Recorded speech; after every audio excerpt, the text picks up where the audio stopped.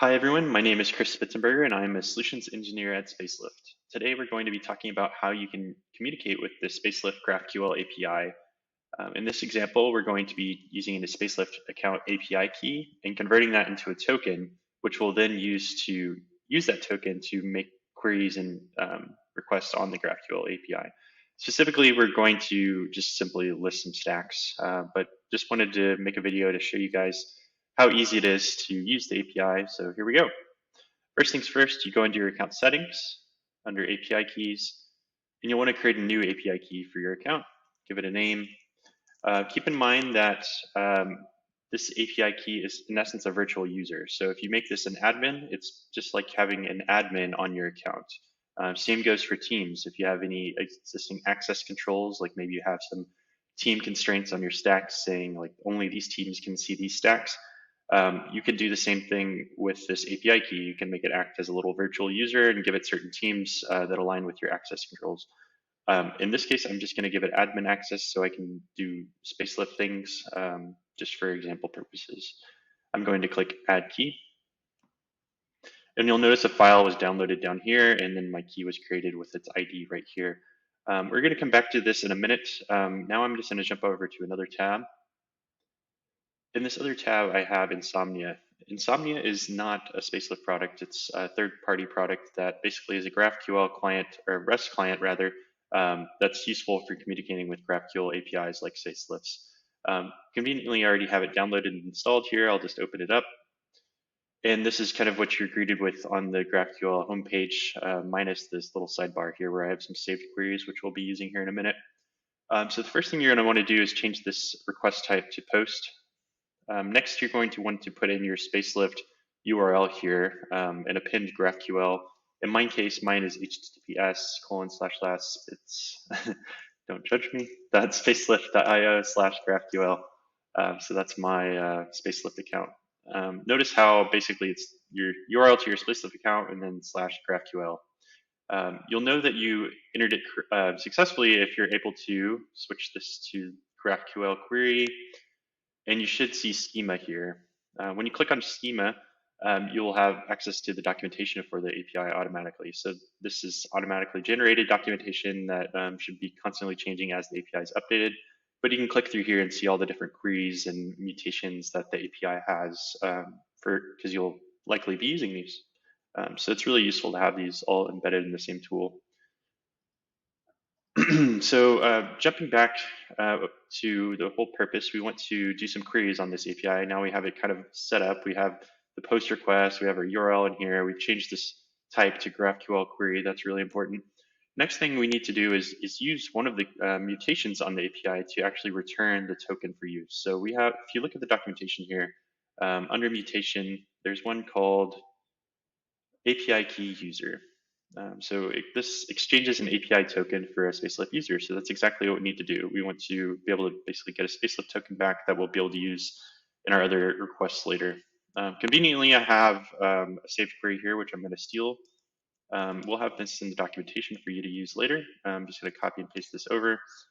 What you'll see is I'm just giving my mutation a name. This name doesn't really matter as much. This is just me making up basically my own mutation, and then ultimately what matters is here in the green. This is actually on the Spacelift API, but as you can see, we're passing in some inputs. So we're passing in key ID as an ID type, and we're passing in some key secret as a string type. Ultimately, those are then being passed into the API key user mutation, which will actually return this JWT or bearer token that we'll need to use for our future API calls here in a minute. So obviously we need to pass in these inputs. So those inputs need to somehow be injected into this request.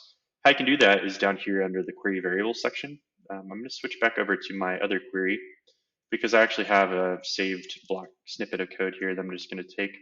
What it looks like is just an object that has the key ID and key secret. But it's still not complete. We still need to paste in our API key ID and our API key secret. So we're going to jump back over to Spacelift and go get those values now. So back in Spacelift, we have the API key ID right here next to the API key we just created. So I just copied that value and we're going to jump back to Insomnia, paste it in. jump back over to Spacelift. You may recall we downloaded this file earlier when we generated the key. Make sure you save this somewhere because we don't persist this information anywhere. This is something that you'll want to make sure you save if you want to reuse this key later. You'll need this value here. This is the secret value that we're going to need for the key secret that we'll want to paste here. For reference, by the way, after this demo, I will be deleting this API key, so I wouldn't recommend trying to take the time to get access to my account. These keys will be deleted. So now that we have all this completed, just go ahead and click send. And as you can see, this returned a JWT token that we're going to be using here for our other queries. So let's just copy that value. This token expires, I believe, after 1 hour. So you can programmatically generate this and use it as needed, but I believe it expires after 1 hour, if I'm not mistaken. We should have more information about that in the documentation. So now that we have this token, I'm just going to create another new query here. I'm going to call it just whatever I want, but in this case, let's just list some Spacelift stacks. So I'll just call it get stacks. And same thing as before, we'll need to make sure we're making a post request to our appropriate URL here. So in my case, it's https://spits.app.spacelift.io/GraphQL. And then we change this to GraphQL here. And then we'll need to click on off and click the drop down here. And there's an option called bearer token. This is where you'll want to paste in that token value, which is copied that we just generated from our query we just ran. So go ahead and paste that in here. So once you have that, you'll switch back to your GraphQL query, and then we can start writing a query. So if you're not familiar with GraphQL, it's pretty straightforward. I mean, Insomnia is really useful. It helps you write queries. It has autocomplete as you write them. I mean, worst case, you can open up the documentation here to do various things. So in my case, I want to list stacks. It's a pretty straightforward thing I want to do. I know that this is a query, so I click on query. And let's look through here. We should see something called stacks. Oh, this sounds pretty relevant. List all the stacks in this account. So let's get to writing the query. So I do have this saved. I'm not going to take the time to write it out, but in essence, this is what it looks like when you're done. Query and give it a name. This name doesn't matter. It could be called turtle if you really wanted it to. But ultimately what matters here is this stacks query, which is a part of the API. And then you select all the fields from a stack.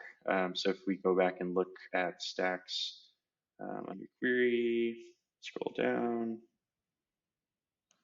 and then stacks returns a list of stacks types, object types, and you'll see that has these fields. So in my case, I chose to return the name, whether or not the stack is administrative. And I mean, you really could select anything you want here, but for now, let's just return those two things. Just close this so we can see the output and click send. And boom, there you can go. You see all the stacks. I currently have 3. They're all administrative. This is for an example I've been working on, but that's pretty much it. You've now gone through the process of generating a Spacelift token from an API key, and then using that Spacelift token to make a query against the GraphQL API on your Spacelift account. I hope this demo was helpful. Thank you for watching. Bye.